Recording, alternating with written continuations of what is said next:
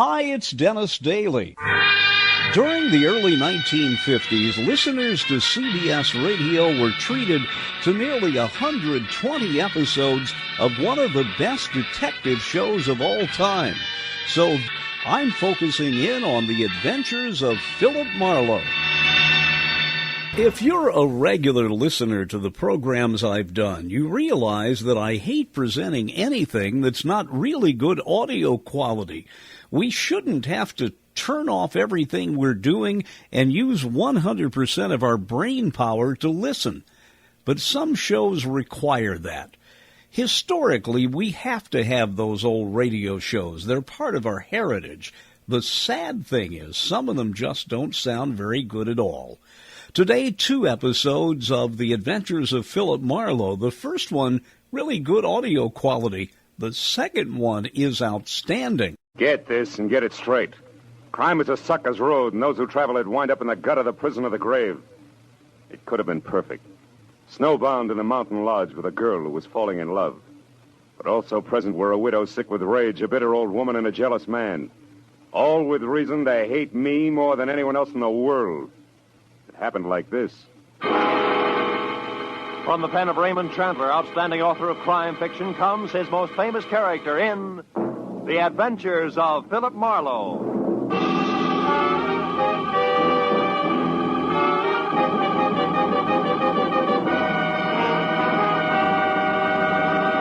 Now, with Gerald Moore, starred as Philip Marlowe, we bring you tonight's exciting story, The Grim Echo.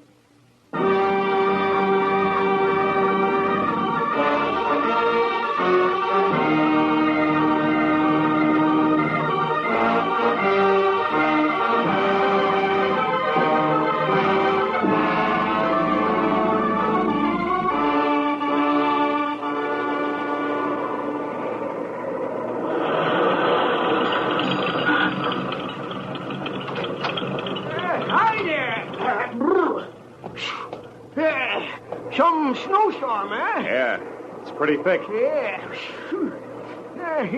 You're lucky you caught me, son. Yeah? It was just closing up. What do you have? Better fill it with a regular, huh? Okay. Does that mean that you're aiming to go on? That's right. Gotta get back to L.A. I wouldn't advise it, son. Old Jacker sure wouldn't. Liable to hit 10 below, they say. Yeah? Where you been, skiing? Yeah, a week of it up at Angel's Roost. How's the road ahead? Well, you got 40 miles or nothing but mountains to the next town, you know. You're bound to get drifted over any time. Hey, why don't you blow that thing? Huh? Hey, what's the tariff? Oh, call it $3 even. You know, I've been running this Mobile gas station here for 20 years, and I know these storms are nasty. Oh, thanks. Yeah, I'll be all right. Yeah, that's what you all say. Out on the road, you could freeze to death. Real easy. And this plaid shirt I'm wearing, you're ripping me, Pop. Listen, that shirt won't even start to keep you warm on a deserted highway in this blizzard. Take it from old Jacker and Son, I know. Yeah, well, thanks anyway. So long, old Jacker.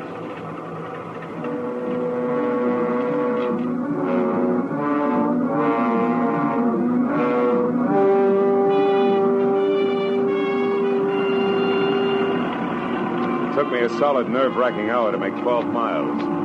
I began to realize just how right old Jack Ernst, the gas station boy, had been when the road ahead was lost completely in a constant racing blur of white. Transformed every rise into a treacherous barrier I had to batter my way through. The chains on all 4 wheels chewing at the drifts, I managed to keep on the road somehow and plow out another 5 miles.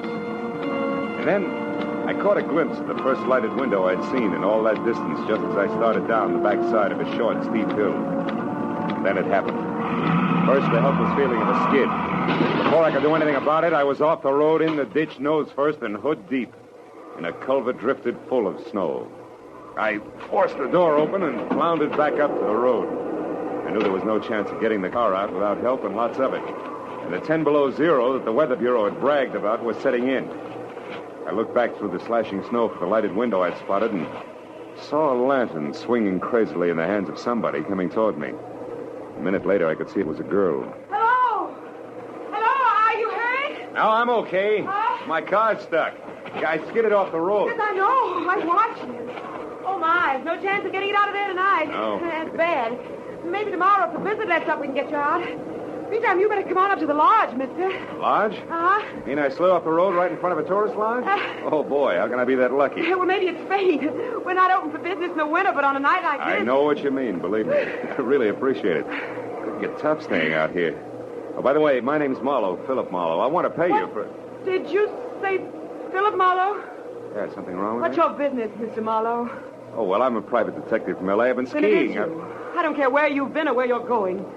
You'll get no help from me, Mr. Philip Marlowe, you understand? I'd rather give shelter to a dirty dog. I hope you freeze. Do you hear? I hope you freeze to death. She was a thin girl with black, hollow eyes, full of hate for me. She didn't stop or look back all the way to the door, just ran in and slammed it shut. I couldn't understand it. Even on my worst day, my reputation never was that bad. I didn't wait around to worry about it because I was cold. Besides, I wanted to know why the good name Philip Marlowe was such poison at a place I'd never heard of before. I waded up to the heavy rustic door and looked in through a tiny window. All I could see was one corner of what had to be a big room. It was log, leather, and Navajo rugs, dominated by an enormous fireplace that filled every nook with a warm, dancing glow. Poison or no, I wanted in.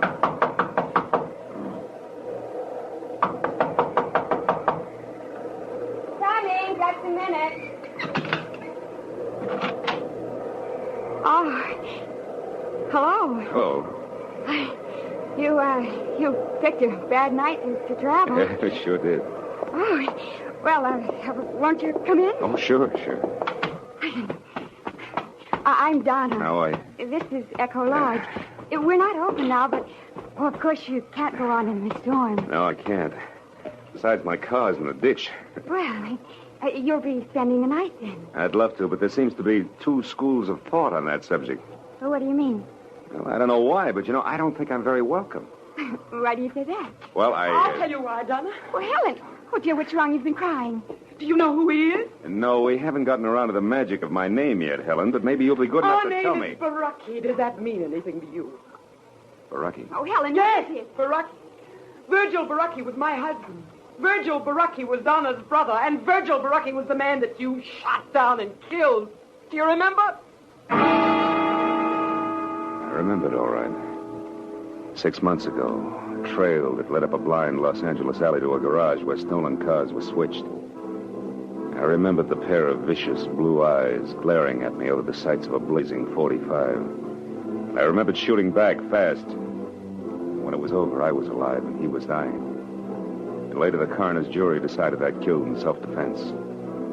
But the savagery here in the eyes of the woman who had been Virgil Baraki's wife said that decision meant nothing. Yes. Is this true? Are you the one who... Yeah, it's true. I shot a man named Virgil Baraki. I had to or be killed by him. There was no choice. You liar. You killed him in cold blood. Now get out of here. You've done enough to us. Get out. Helen, stop it. Oh, Mama, Baraki, listen, Mama. This is the man who killed Virgil. I know. I've been listening and I heard everything. Go find Ralph for me, Helen. Then you'd better go out to your workshop for a while. Didn't you hear me? I said this is the man. I said go call Ralph now, at once. Tell him to open the cabin. Then go back to your carving. You can't turn a man out in this weather, not any man. You stay, Mr. Marlowe. Thank you, Mrs. Baraki. Donna, go get some hot food. All right, Mom. So, you're Philip Marlowe, the private detective. You don't look much like I'd imagined you. Do people ever? Perhaps not. Oh, would you mind fixing the fire? It needs another log. Oh, not at all. You, were stopped by the storm, Mr. Marlowe? Yeah. My car skidded into the ditch about 50 yards down the road. I see. Almost at our doorstep, you might say. A rare coincidence, isn't it? Almost too rare, Mrs. Baraki. I'm sorry the circumstances are painful for you. I've grown used to that kind of pain, having lost both a husband and a son. Fate up to now has never been very generous. Do you believe in fate, Mr. Marlowe? I don't know. Oh, some things happen for which there's no explanation, maybe, No explanation? Who knows? Perhaps everything happens according to a prearranged schedule. And for a purpose. Oh, come on. You don't really think I was deliberately shoved off the road at exactly this spot for a reason? Oh, you might admit it's strange, though, that there was a house nearby just when you needed one, and that it was our house. Oh, thank you, Donna. It's only soup, but it's hot and good, and it's fresh bread.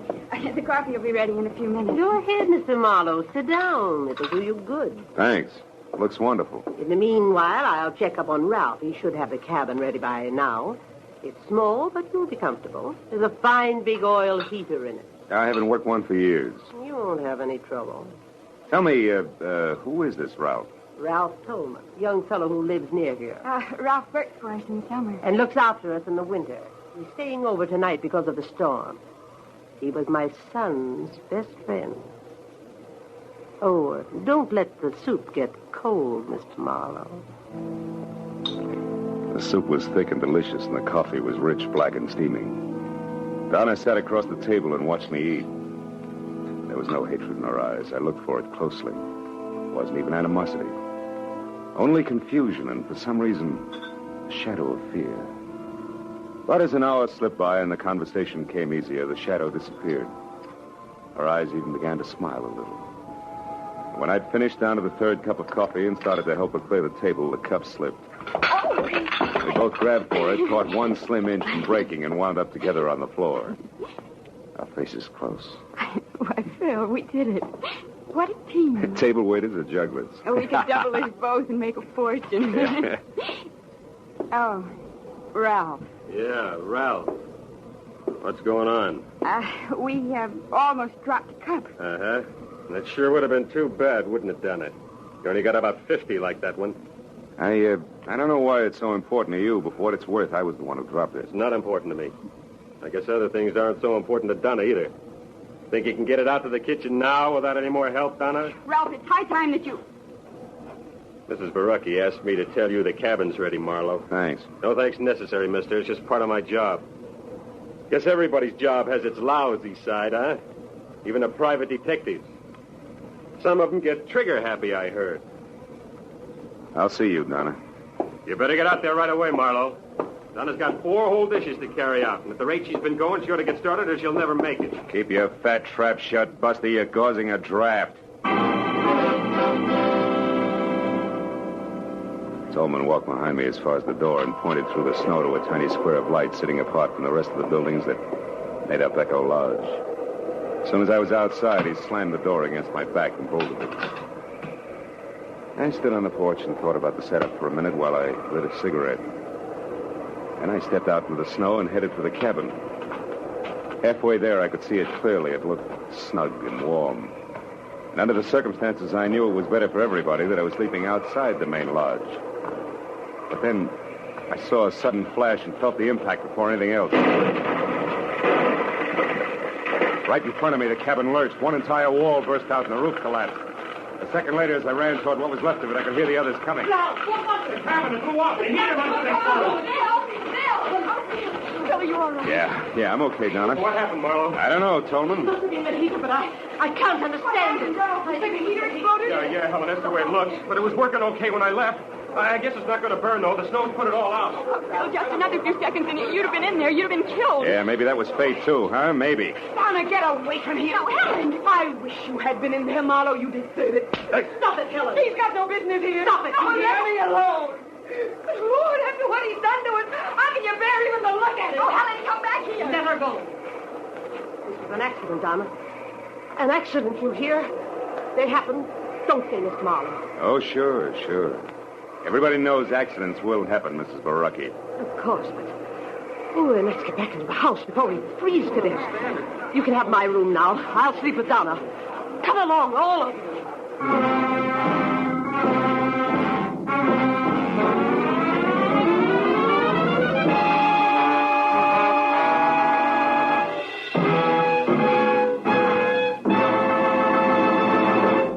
In just a moment, the second act of Philip Marlowe. But first, Groucho Marx, his famous ad-libs, and his teams of opposites will be back betting their lives on most of these same CBS stations tomorrow night. You've missed half your life if you haven't bet your life with Groucho Marx on Wednesday nights this season. Hear him on this top quiz show tomorrow night on CBS. Now, with our star, Gerald Moore, we return to the second act of Philip Marlowe and tonight's story, The Grim Echo.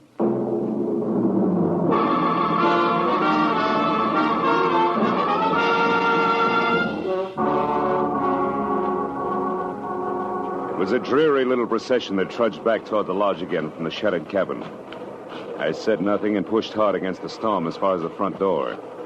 When they were all inside, I ducked back into the biting blizzard and ran down to my car in the 38 I kept in the glove compartment there. I figured it would be a warning comfort through the long, cold night ahead. Until I saw that somebody else had figured the same way. The lock on the glove compartment had been sprung and the gun was gone. Now there was no doubt about the explosion. It had been no less accidental than Lucretia Borgia working over an after-dinner drink. As I hurried back to the lodge, I suddenly felt the kind of inside cold you can't ever blame on the weather around you. But a moment later, that same cold began to thaw. Because huddled at the edge of the lodge steps ahead was Donna. Phil, where have you been? What have you been doing? Hey, everything's going to be all right. Oh, Phil, please. Why did you go down to your car? Well, I'll tell you, but you're going to be sorry. Sorry? But you got so upset over nothing. I went to get some cigarettes out of the glove compartment. I was fresh out. That was your only reason? Cigarettes? Sure. Now, come on, huh? You got to worry. Let's do it where we can both be warm. Come on over to the fire. I'm a city boy, you know. This cold isn't doing me any... Hey, Donna. Those tears in your eyes. There. They're from the wind. It always makes me cry. Oh, Phil. Why do things have to be this way? An hour ago when you were eating, everything was so nice, so friendly. And then suddenly Ralph angry, the explosion, Helen screaming and clawing at you, Mom upset. Yeah, I know what you mean. But look, baby. Listen to me hard, huh? Yes? You see, the things you just spoke of, Ralph, the explosion, Helen, all of it, all the trouble, it belongs to tonight. Like the blizzard out there. Oh, it's raging now, sure, but tomorrow, or maybe a little after tomorrow, it'll stop. Everything will look bright and clean to you. Honest, honey, that's the way it'll be. All the way around. Believe me? Oh, Phil, I want to, but... But what? But you're talking about tomorrow. I'm worried about tonight. I'm afraid, Phil. Awfully afraid.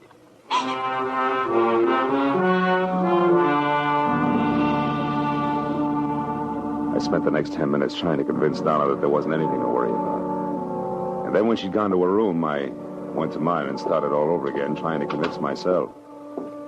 The out-of-season fireworks at the cabin and a gun stolen from my car made that a very tough proposition. And I checked the room, which was on the ground floor and close to the kitchen. And then I bolted the door and looked forward to some much-needed sleep. After that, I took off my shirt and shoes only, got into bed, and waited for sleep, which a weekend of skiing made more important than a cabin full of hate. Suddenly, I was wide awake and sitting straight up in bed. The footsteps could have belonged to my dream. The door that closed couldn't have. I scrambled out of bed and ran to it, but it was still bolted. So I turned to the single closet in the room and opened it sharply. It was empty, except for a long, thin finger of light that streamed through a keyhole. A keyhole that belonged to a door at the rear of the closet that gave out onto the kitchen. Obviously, the closet had once been a pantry. I tried the door, but it was bolted from the kitchen side. I got into my shoes, grabbed my shirt, and ran out of the room, around to the kitchen, and smack into a very surprised Ralph. Marlowe, what are you doing up and roaming around? I'm a sleepwalker. What's your excuse? Come on, let's have it. I'm through playing target for tonight. Talk! Sure, hands off me, Marlowe. When I know why you're here and exactly what's on your mind, I will, not before. Well, have we come to terms? All right, let go. I'm here because my room is on the ground floor, and I heard somebody cross through the house and come into this kitchen. So I decided to investigate. You're a liar. You were in my room, Tolman, and you know it. You got in through the door that leads into the closet. Come on, Buster, let's level. We're keeping each other awake. Listen, Marlowe, I don't like you. Honest? And I don't like the way you and Donna are... The way we're what? Come on, boy, get it off your chest. Never mind that now. Look at this. Wood shaving, so what? Yeah, found it near the door to the closet in your room. Might also be the answer to who your visitor was. She left her calling card. What do you mean, calling card? Helen. She's always covered with these shavings. She makes things out of rough pine. Where is this workshop of hers, Tolman? Out in the back. Just beyond the barn. What are you going to do, Marlowe? Not that it's any of your business, but I'm going to see the lady, and I'll see you.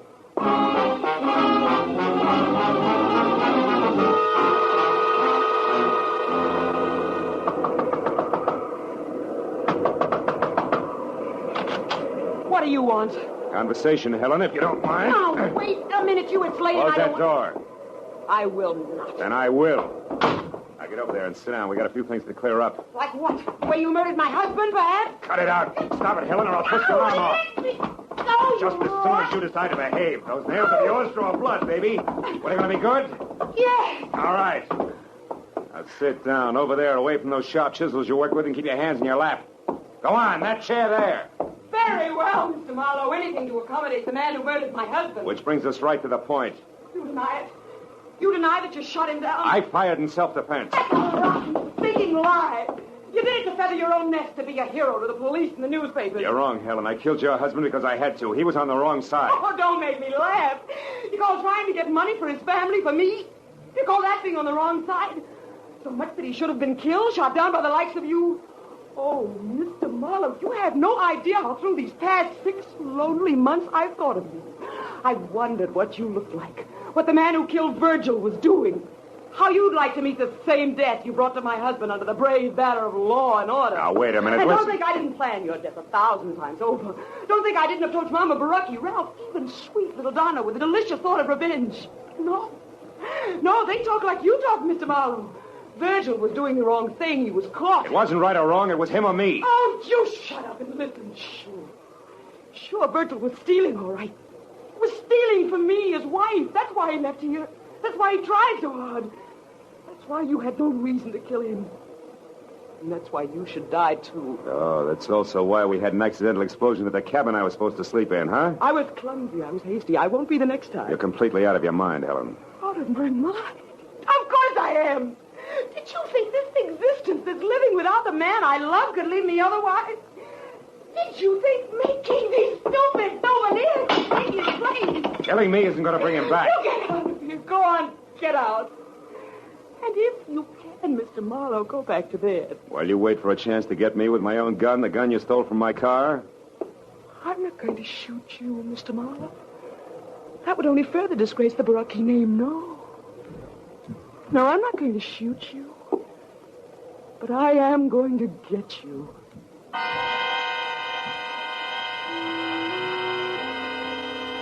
For a long, chilling moment, I stared into the eyes of the half-crazed woman standing in front of me. The ice-cold, bottomless eyes that a cancerous hate had destroyed as something human. And as I turned and started out of the room, I knew that I'd made a mistake that night. And Virgil Baraki had died in my arms. Now, look, get over there, inside the barn, and scream. Long and loud, huh? Scream? Yeah, it's our only chance. Go on, do as I say, Donna. Scream. All right. I'll do it, Phil, whatever you say.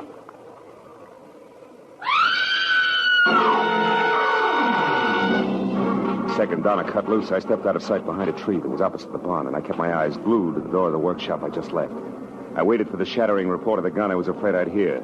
But then the door flew open, and Helen was running out toward the barn, and Donna screamed. My .38 clenched in a handkerchief in her right hand, a look of stark bewilderment stamped over her face. Donna, answer me. What's wrong? Donna, what are you doing there by the barn? I don't know. What do you mean you don't know? Favor to me, Helen. Let's have that gun back without further discussion. Yes. There. Now get back against that wall and don't move an inch. No.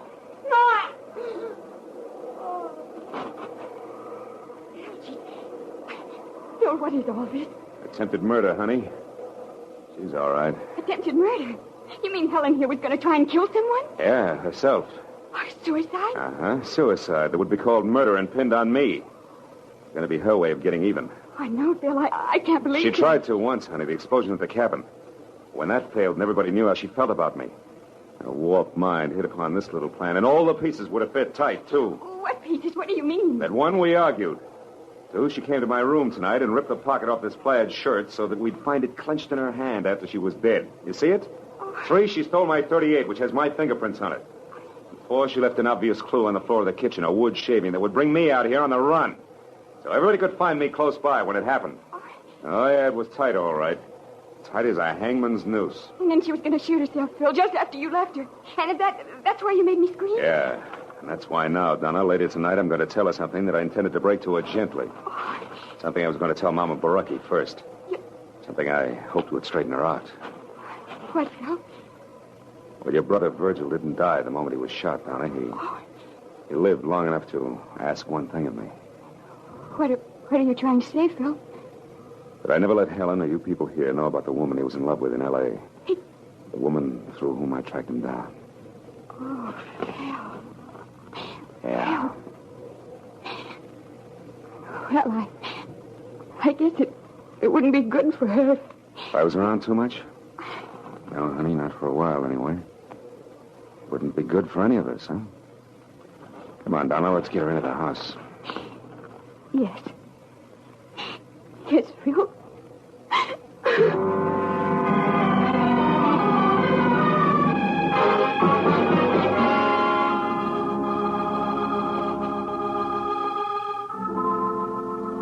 Well, it was the next morning. I went into the kitchen for some coffee and found myself all alone. Donna wasn't any place in sight. So I got my things together and walked slowly down to my car, and when I got in, I didn't feel like leaving. Not right away. And I was glad that warming up my motor was the smart thing to do. Gave me time to light a cigarette and think. Look around. Back toward Echo Lodge, where I could see Donna waving goodbye from an upstairs window. Yeah, sure. I'd see her again in a little while. It was a small world, all right, full of echoes. And just think how the web of paths we call coincidence had brought me and those who knew and loved Virgil together. Someday, maybe, Donna and I would be looking for each other. And those paths would make it a lot easier.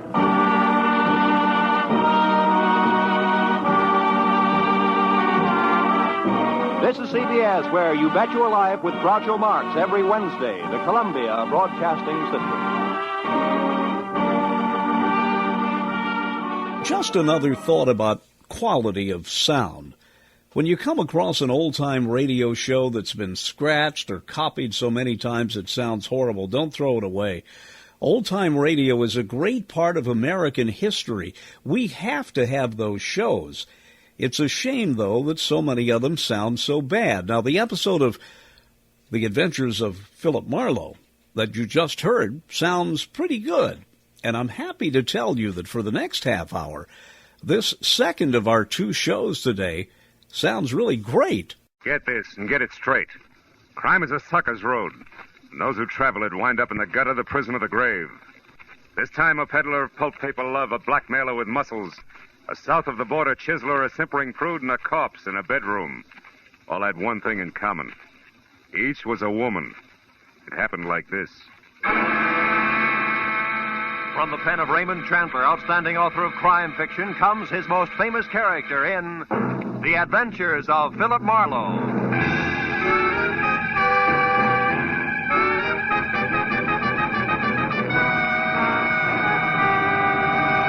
Now, with Gerald Moore starred as Philip Marlowe, we bring you tonight's exciting story, The Ladies' Night.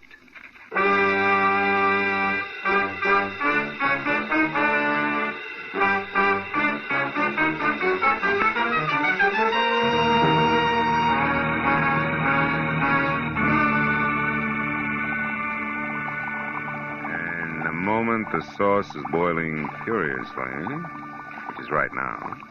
Add 1 full cup of tomato paste gradually and stir vigorously. Okay. 1 full cup of tomato paste. Oh, no, not now. I'll be a minute. Yeah, I said I'll be... Oh, no. Ooh, ow. All right. So I add tomato paste, cup and all. Okay, I'm coming. Who is it? Western Union's telegram for Philip Marlowe. Oh, I'm sorry. I didn't mean to bother you. Kay Vanneman. Yes, darling. A staunch friend, Kay. Am I welcome? Me and my small Western Union Joe? Oh, sure. Come on in. Come on in, honey. We'll go in the kitchen. Oh, it's not Marlowe playing chef again. What is it this time? Well, sauce a la Marino. What's on your poor little rich girl's 14-carat mind tonight? It's Tuesday. Tuesday? Yes. This is meeting night in my crowd. The Greens Committee at the Country Club, the Beverly Hills Male Choir, the veterans of this and that. So, no men left. Oh, except staunch friend Marlowe, huh? Look, Kay, baby, just because I... I know it by heart, Phil. Just because brave private detective once saved rich Uncle Enoch's niece, Kay, baby, from lots of trouble. For which he was well paid. There's no reason why they've got to go on seeing each other. Well, mister, you're wrong. There is a reason, a big fat one. I like you. Lots. You do? Especially on Tuesdays. I can't tell you how happy that makes me. Now, I'm look... not being too bold, am I? I did call, 3 times. You weren't home all day. That didn't discourage you. If I can't have you, I'll take the doorstep. Tuesdays. On Tuesdays. Now, about this sauce a la whatchamacallit. What do we do first? Fish out the cup or wait for it to melt? Well, that all depends. If we want to, Hey, that thing sticking out of your pocket, real telegram or prop for gag? Oh, no prop, real thing. Oh? I met the boy in front of your door. Here. Open it up, will you? My hands are greasy. So I noticed. Over there, self-reliant. It's called soap and water. Oh. Well, read it, dear. Straight like, huh? Okay, straight like. Tried to reach you all day. Very important. Meeting at the Tulip Room, Sunset Strip at 8 tonight. We'll pay you triple your fee. Time means everything. Gigi Ormsby. You know her? Give me the towel, will you? Yeah, I think... Sure, she's the demon editor for Passman House. Who published what? Magazines, torrid love, great passions. You know, the shop girl's encyclopedia. Well, now tell me, shop girl, where'd you meet editor Gigi Ormsby? At a cocktail party about a year ago. She's quite a character. Sleek to look at. And listen to? Oh, someplace between a career woman and a Marine sergeant. Credit good? Excellent. Uncle Enoch once shook hands with her, and that's better than Dun and Bradford. Hey, where are you going? The Don jacket and professional demeanor. Both are going to the Tulip Room. Phil, but you're not. Phil, that's not fair. This is And Tuesday. the sauce a la Marino needs 1 measuring cup removed. A delicate woman's touch from here on in. Bye-bye, Kay. You're a staunch friend indeed.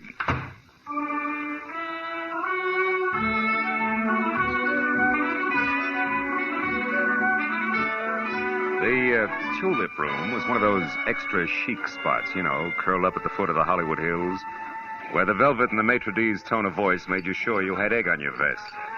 But that, plus the crew-cut glamour girls who lined the booths and shrilled darling, no matter what was said, made finding my prospective client that much easier. In severely tailored banker's gray flannel, she stood out among the neighboring naked shoulders like a wart on a cue ball, as did her voice, which once it had gone through the introductions, came right to the point. Marlowe, my problem is simple. I want to find a woman in a hurry. Her name is Henrietta Lawrence. She's a good hack writer who disappeared, I know not why. Health? Likewise. Now, here it is. 1, 2, 3.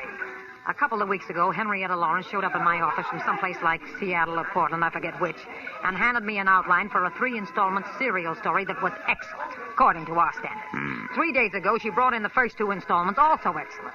But the day before yesterday, when the 3rd installment was due, I was sitting in my office window when this happened. She only got as far as the front door. What happened? I don't know. She saw somebody going by slowly in a car.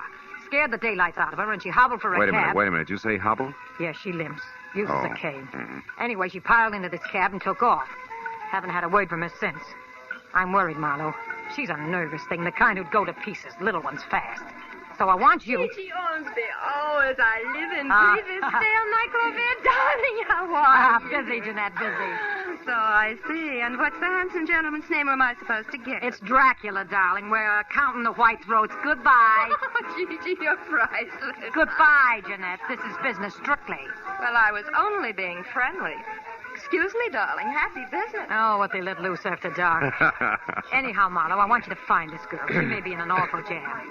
Now, what do you want to know? Well, description might help, Gigi. Okay.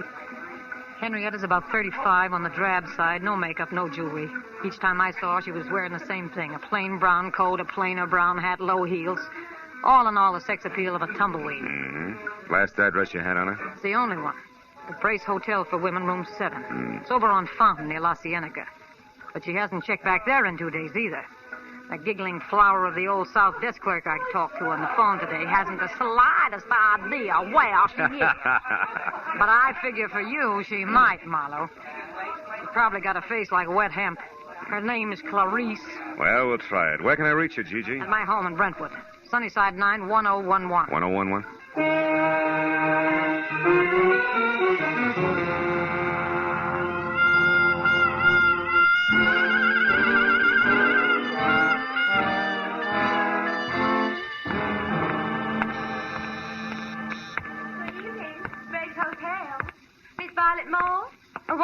please.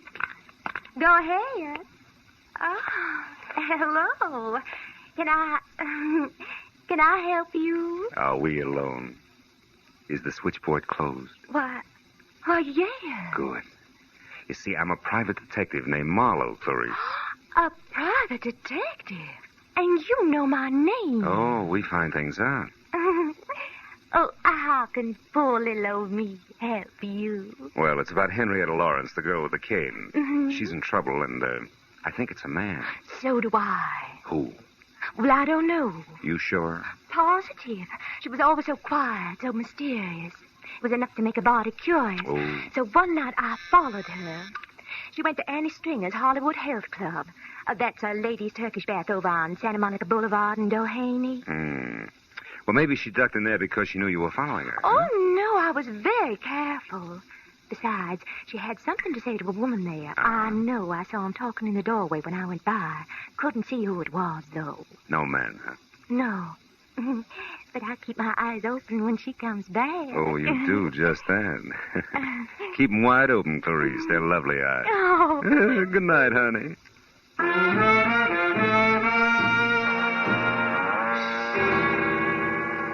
My client was wrong. Clarice did not have a face like wet hemp. It was more like a batch of biscuits, but the body curious had provided a lead. As far as the corner of Santa Monica and Doheny, and into the white antiseptic-looking reception room of Annie Stringer's Hollywood Health Club. Women only. My husband said if There I forgot about Clarice, hemp, and biscuits alike and thought instead about something a whole lot tastier. Like the girl who was leaning on the corner of a desk marked information while she made pencil marks on a chart. She looked up when I closed the door and started toward me. But when another door in the room opened and a woman who was built like a sack of cement bore down on me, she turned back to her chart. Yes, sir. Can I help you? I'm Annie Stringer. We don't have a men's section here, if that's what you wanted. No, it was something else, Miss Stringer. Annie'll do. Oh. Name's my stock in trade. Something else like what? Henrietta Lawrence. I'm looking for her. Who are you, mister? What's your name? Philip Marlowe. I'm a friend of Henrietta's from Portland. They told me over at the Brace Hotel that Henrietta might be at your place. You see, someone had seen her come in here once. Henrietta Lawrence, huh? Mm-hmm. Well, name doesn't mean anything to me, but... Honey, Mrs. Gordon wants you to come be for a while. All right, Hilda, be right there. I don't recall anyone by that name, Mr. Marlowe, but you might check with my receptionist there. Take care of the gentleman, will you, Mona, dear? Very well, Annie. I'm coming, Mrs. Gordon. I'm sorry, Mr. Marlowe, Mona, dear. Philip Marlowe. Marlowe. Well, I don't recall any Henrietta Lawrence ever having been with us, but why don't we check the registration cards at my desk and be sure? I might be mistaken. All right. She's a woman about 35. She wears no makeup and... Never mind. Huh? I know her, amigo. What? Just listen. You see, Mr. Marlowe, the cards here list everyone who ever visits the club. Why do you really want Henrietta Lawrence? Well, I'm a private detective with interested clients. Who has money, amigo? It could be. What's your connection here? Receptionist. Ah. And good friend to Annie. Her confidant, you might say. All right, say it. Meet me in the alley behind the hardware store across the street in a half hour. We close then. Well, I'm sorry, Mr. Marlowe, but we don't seem to have any listing of a Henrietta Lawrence. But perhaps in the No, future... never mind. Thanks just the same. Well, you're quite welcome. Don't keep me waiting, amigo.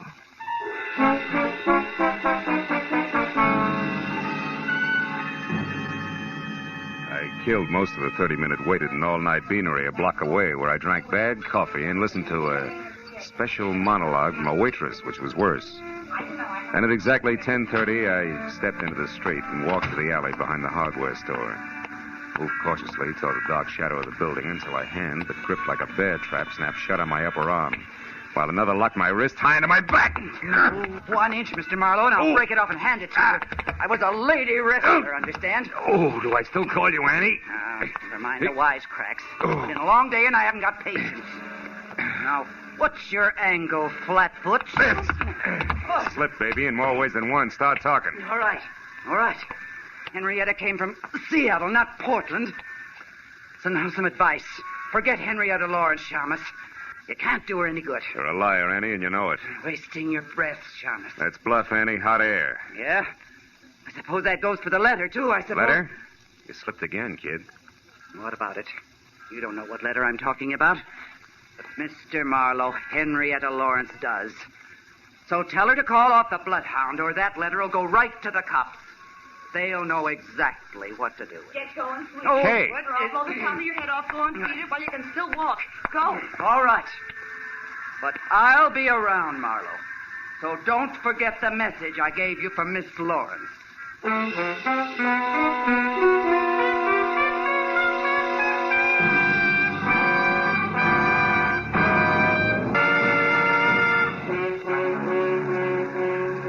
Kay watched Annie Stringer lumber out of sight down the alley. And she turned, tossed me an I told you so smile, and lit a cigarette for me. Here. Well, I guess it's a good thing I chucked that scullery maid routine and followed you after all, wasn't it? Look, I've already said thanks, so go ahead. Get real corny. Rub it in. Marlowe pinned by a woman. That was no woman, Phil. It was the late gargantuous cousin. Yeah, I was also outnumbered and surrounded. By the way, where's your gun, Kay? I don't have any gun, just What? a lot of bluff. And curiosity about what you were doing out here in the alley with a creature like that. I was taking a judo lesson. By correspondence, maybe? What was all that about a letter? Well, for my money, the way things stack up, G.G. Ormsby's top writer, one Henrietta Lawrence, is being blackmailed by Annie Stringer, and that letter is Annie's protection. Goes to the cops if anything. Kay, get out of sight, quick. What? What's that? Marlowe, not another one. Yeah, my date, Duck. Will you go on? It's important. All right, but don't forget you're a sucker for a hammerlock, so watch it. Bill? Senor Marlowe? Over here, Mona. Oh, see. You're here. Are we alone? Yeah, we're alone. Good. It is worth my life what I'm going to tell you. And will like me alive, no? Look, what is it, Mona? You know something about Henrietta Lawrence? See, more than enough. There's a certain letter. Oh, you know about that, huh? Sure. I know where it is and what it says. Bless you, baby. Where is it? I want that letter bad. It's nice. Nice? See. And I would love to give it to you for nothing, but... But what? But my poor mother, she needs an operation. My father, the mortgage on the rancho. Your little sister wants music lessons. Come on, kid. How much? How much is the life of Henrietta Lawrence worth, Phil, dear? To me, to you, to Henrietta Lawrence. Her life, huh? I'll see what I can do. You better do real good, amigo. It's a very serious thing. I take a great risk. Annie Stringer is stupid, but she's also strong like a bull. Please come to my apartment. 8310 North Ardmore, number D. 1 hour. D, huh? Okay, I'll be there. Good. And please, amigo, you don't hold hard feelings against me. Not for this. You know, business is business.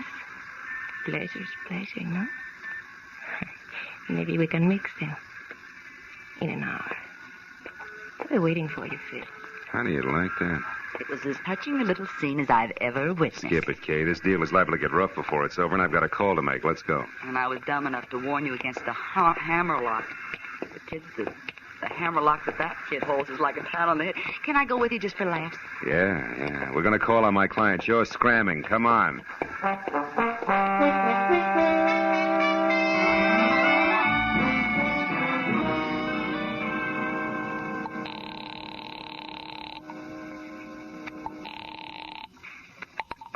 Hello. Marlowe, Gigi, got a line on Henrietta, but you're not going to like it much. What do you mean? How does it go, Marlowe? Trouble is, she's got blackmail.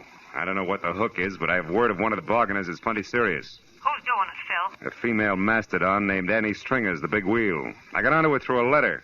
A letter? Yeah. Annie wrote her a protection letter. It's got all the dirt in it and goes to the cops if anything happens to Annie. It's a standard routine. Where is this letter? Who has it? There's a double-crossing little Spanish number named Mona. We're supposed to meet her again in an hour at her place. Phil, we must get that letter. Yeah, it's no cinch, Gigi. Mona's not bright, but she's sly. It's liable to be expensive. That doesn't matter. Okay. Anything I can do to help Henrietta, I want to do now more than ever. What does that mean? I've heard from her, Marlowe. She called me just a few minutes ago. Where was she? That's the tough part. She was crying. Said it was the end of everything. She tried to tell me about the last installments of the story, then she was interrupted. She gasped out something that sounded like American Airlines ticket office. Then the line went dead. There are 3 of those offices in town. Yeah. Well, we better check them. Look, can you take the one out in Beverly Hills? I'll get the others. All right. And, Marlowe, where does this Spanish dame live? North Ardmore, 8310, apartment D. I'll meet you there in an hour.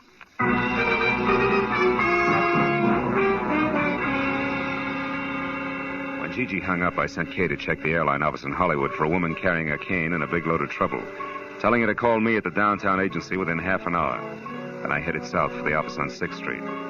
Halfway down, it began to rain. You know, the kind of dismal, misty drizzle that makes your clothes smell like blankets at a fire sale? I spent a fruitless half hour peeking into corners and trading descriptions, and finally, when Kay called in a negative report from the Hollywood office, it was high time to beat it out to my appointment with Mona.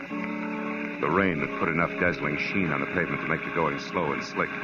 But I got out to 8310 Ardmore not over a minute late. Apartment B was the last on the right and completely dark. As I walked toward it, I found myself following a set of feminine footprints rapidly filling with water. And besides, each left print was a little round hole. By the time that registered on me, I was already at the door and could hear her crying inside. I didn't wait to knock. Mona, it's me, Marlowe. For Pete's sake, what happened to you? Phil, that woman was there waiting for me in the dark. She had a big club. When I came in, she grabbed me and beat me with it. It was a cane. Not that it makes any difference now. Hey, your apartment's a rest. You got the letter, huh? See, she got it, and look at this awful Later. bruise. Right now I want to know what that letter said. You can forget about me paying the Mexican national debt for it. I want it free and fast. Come on, what's Annie got on Henrietta Lawrence? Right. She knows it. What? Somebody's outside there. Oh, it's Gigi. Come on in, Gigi. Hello, Phil. Who's this, the tortilla pounder you told me about? Just a minute, you can't... All right, hold it. Take it easy. You're a lousy housekeeper, sister. What happened? Your hat dance get out of control? Now, wait a minute. Henrietta scooped this Gigi. She was here and got the letter herself. She what? Yes. We were just talking about the letter when you came in. Now, let's get on with it, Mona. What's Big Annie's pitch? Supposing I won't tell you now. Then I'll have you in the pokey for attempted extortion before you can say Pancho Robinson beautiful. Come on. Well, okay. That's better. For you, amigo, I tell. I don't know what Henrietta Lawrence means to this dragon here, but she's a murderer. Well, you lying little tamale tosser. That's impossible. Henrietta's a fine girl. You know what you're saying, Mona? Sure I do. I read the letter, didn't I? Henrietta Lawrence killed a woman in Seattle 4 years ago. Annie saw her do it. She had names, dates, places, everything. I can't believe it. I just can't. She's such a swell person. Look, she even left this, the final installment of the story, for me in that Wilshire ticket office. What'll we do, Phil? We gotta help her. Okay. Since neither she nor Annie counted on Mona here reading the letter, the best way to help her is to try to keep her from committing another murder. What, are you crazy? What are you talking about? Come on, Gigi, get with it. The letter was worthless except as Annie's string as protection. Yet Henrietta went to all the trouble of getting it. Why? So she could shut Annie up, and there's only one way to do that. Kill her. Holy mackerel, I didn't even think. You should, Senora. You got nothing else to work with. Drop dead. Stop it, both of you. Oh, crazy. Better stay clear of it from here on, Gigi. Go home and wait for me. Okay, Phil, whatever you say. Call me as soon as you can. Sure. All right, come on, Mona, let's go. Me? Yes. Oh, no, amigo. The letter's gone, and so is Mona's interest. I'm very tired. Now, listen, you cut yourself in on this right up to your sombrero. You know Annie, so you may be able to help me. It's that or spend the night in a cooler. Add it up, sweetheart. Underlay. All right. You're so forceful, amigo. Come on, let's go.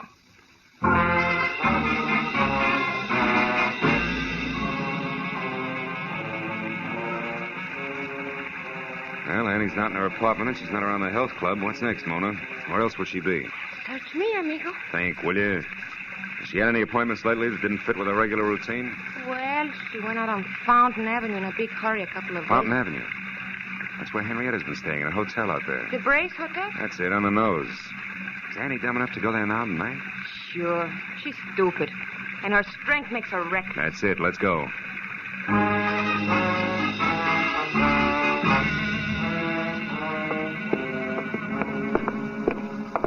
Come on, Mona. It's here on the first floor. Hey there. Now, just a moment there. Where do you think you'll... Oh, it's you again, Mr. Marlowe. Yeah, it's me again, Clarice. You're looking for that Miss Lawrence, Yeah. number 7? Uh-huh. Well, you're sure in luck, Mr. Marlowe. She's in now. She came back about a half hour ago with a friend, the biggest woman I ever saw. Annie, it's true, amigo. You were right. Yeah, come on. Let's get back there. Oh, Mr. Marlowe, you can't go back there. You're a man, and this hotel is for Now, women look, only. sis, you got a pass key there, haven't you? Come on. This entire night from start to finish has been for women only. Getting sick and tired of it, present company included. Now, where's number 7? Phil, this is it right here. Henrietta! Unlock it, Clarice, fast. Get back.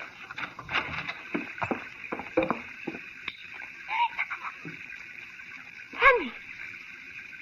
Dead. With a knife. Yeah.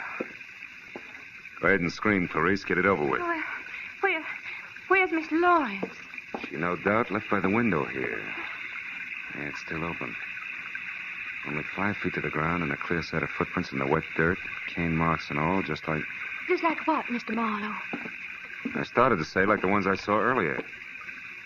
Sure, the last installment of the story, the letter at Mona's, the airline ticket. Now she's out of it, slick as a whistle. Clarice, call the cops. Here, give them my card. I'll get in touch. Well, where are you going, Mr. Marlowe? To break the unpleasant news as gently as possible to my client. Phil, what about me? What will I do now? Just keep looking at Annie, you beautiful, chiseling, double-crossing jerk. Maybe you'll learn something, but I'm not going to count on it. Phil.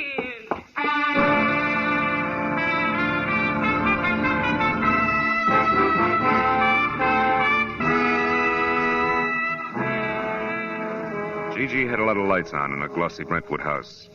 And as I walked up the wet, curving flagstones to a door, I could see her inside, pacing slowly back and forth. An impatient cigarette in one hand, a stiff brace of brandy in the other. Whatever Gigi Ormsby really thought or felt about Henrietta Lawrence then, I couldn't tell.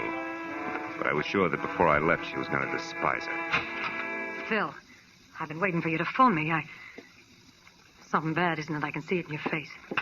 We found Annie Stringer's body, Gigi, in Henrietta's hotel room. Ah, what a dirty, dirty shame. And Henrietta? Gone. But she won't get far, not this time. The circle gets smaller every time. She can't keep on killing. It's got to stop someplace. Yeah, I suppose so. But I'm sorry for her, Phil. I hope she got a plane ticket tonight and is miles away by morning. I hope she gets a break this time. She didn't buy a ticket. She's not even running. And she won't get that break. You talk as if you know where she is, do you? Mm-hmm. You've been to Seattle, haven't you, Gigi? Well, of course, but not for years. You lived there. You were a writer before you became a publisher. Why? What is this? You knew Annie Stringer long before tonight, too, Gigi, huh? What are you driving at, Marlowe? That your real name is Henrietta Lawrence, that you killed a woman in Seattle once, changed your name, and got away, but there was a witness. And a couple of weeks ago, purely by chance, that witness, Annie Stringer, ran into you, recognized you as Henrietta, and grabbed at the chance for blackmail. Stop it, Marlowe. So you had to bring Henrietta Lawrence back to life, just long enough to get rid of the witness. But first you had to get a letter she'd written, and also have someone who tell a straight story to the cops. So you hired me, planted the right leads along the way. Get away from that desk. Don't try it, Gigi. You can't win, so at least lose gracefully, will you? If this was in one of my books, no one would believe it. You're right, I can't win. It's all true, Phil. Where was the loophole? It started only as a hunch, but everything fit. I got it from the cane you used, Gigi, at Mona's place. The cane marks were on the left side of your tracks. But outside the hotel window, they were on the right. Anybody who really has to use a cane couldn't do that. Such a little thing. As a matter of fact, it was. Look, Marlowe, you're the only person between me and that break. I got more money than I know what to do with. I can bid high, really high. You wouldn't be for sale, would you? No, baby. Just for hire. Get your coat, Gigi. We're going down to headquarters.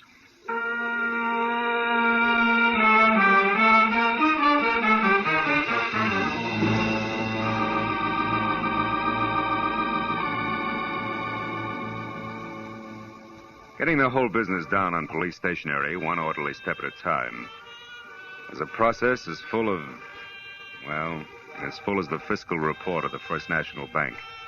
Took twice as long to whip up. But finally it was all over. I was on my way home to my bachelor apartment. And then I remembered something. Never mind explaining what took you so long, darling. You're here now. Dinner is ready and waiting, and the martinis are ice cold. Just come on in and close the door. Yeah.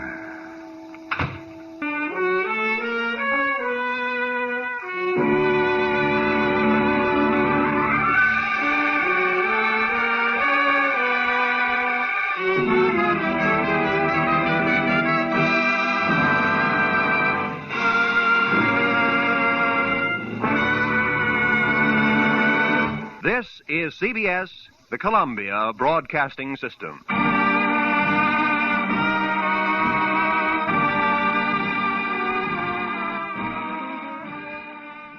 That's it for this week. I'm Dennis Daly. Thanks for listening. And join me for more, saluting the adventures of Philip Marlowe.